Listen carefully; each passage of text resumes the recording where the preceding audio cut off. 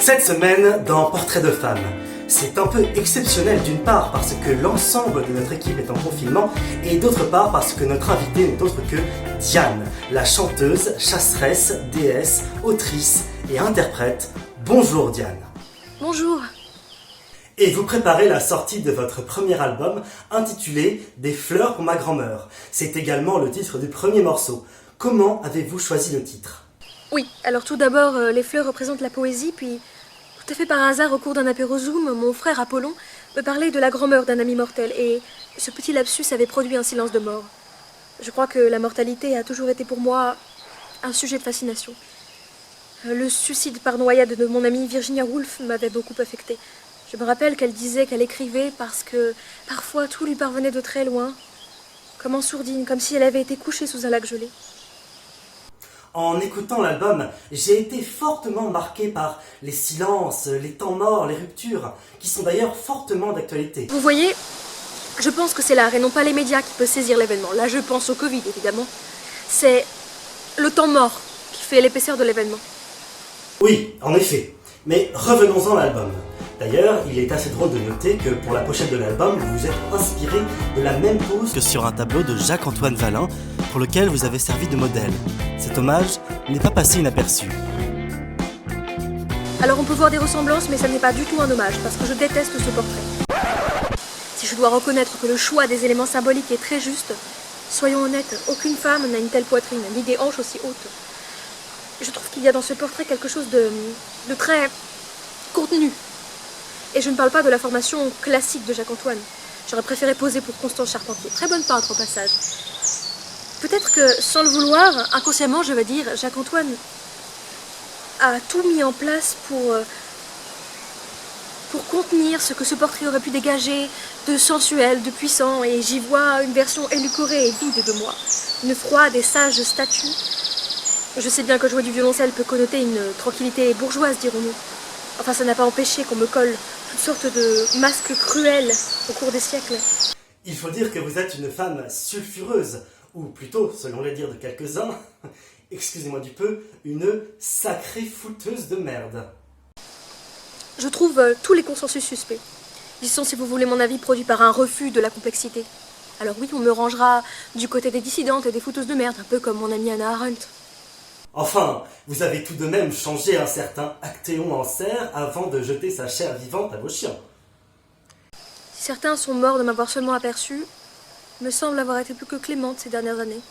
J'en discutais hier avec Virginie Despentes. J'en croise parfois quelques-uns qui mériteraient de subir le même sort qu'Actéon. Croyez-moi. Vous pratiquez encore la chasse ? De nos jours, on ne chasse plus la perdrix, non. On va tous au Franprix, mais je reste très attachée à mes faucons et à mes chiens de chasse et ils ont besoin d'exercice. Je pense me mettre à la chasse au drone dans les prochaines semaines. Et tout de suite, un extrait de votre album.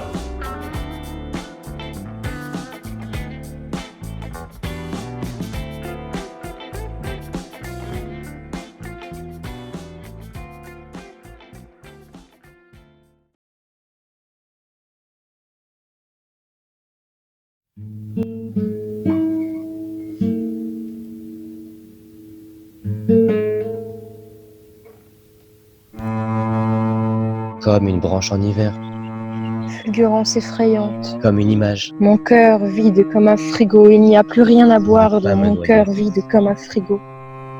et ne pas me noyer. Nos corps, c'est de la Cette poussière vérité d'étoile, si on prend la belle vérité par la racine. et Nos corps, c'est de la humble, poussière d'étoile, si on prend la vérité je par sa l'écris, comme si j'étais Nos corps, couchée c'est de sous la un lac poussière gelé. d'étoile, si on prend la vérité par sa racine. C'est poétique Je ne comme suis image. pas, C'est je ne poétique suis pas, comme image. je Que ne le suis corps pas soit laid, entraînée comme ces guerriers de l'espace pire que disparu. confinés.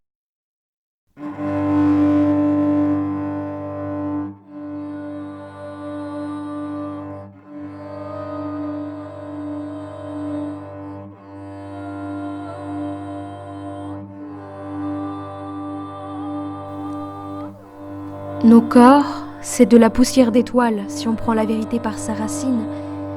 C'est poétique comme image. Que le corps soit laid, Abîmé, artificieux ou source de dysphorie, qu'il soit gorgé de vitalité comme un rameau de printemps ou qu'il soit sec et noueux comme une branche en hiver, c'est toujours de la poussière d'étoile.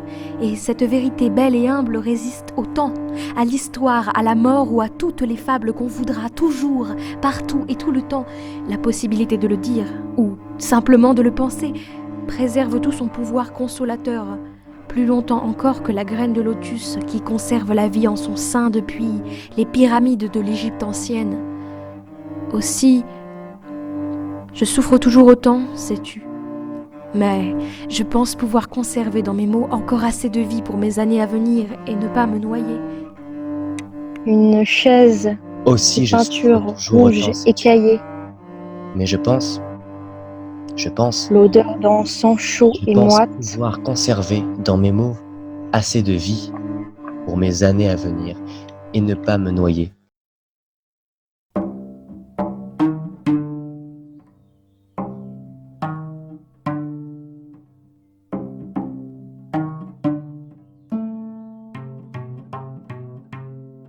on parle de mesures de me sécurité, de noyer. surveillance publique pour une vie paisible.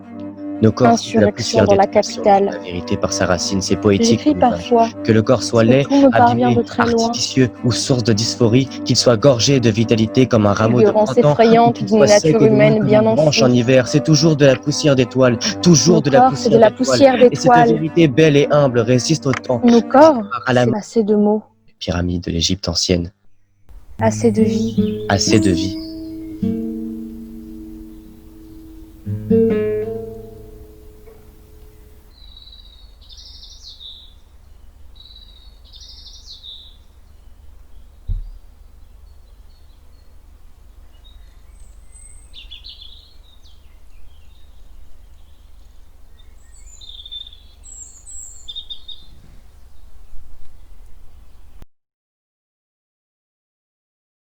Bonjour.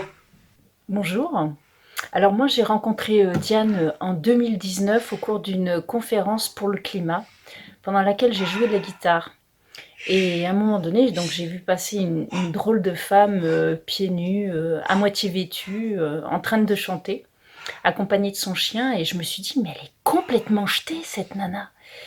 Et puis plus tard, on a mangé un sandwich crudité et aujourd'hui, ben voilà, on compose ensemble.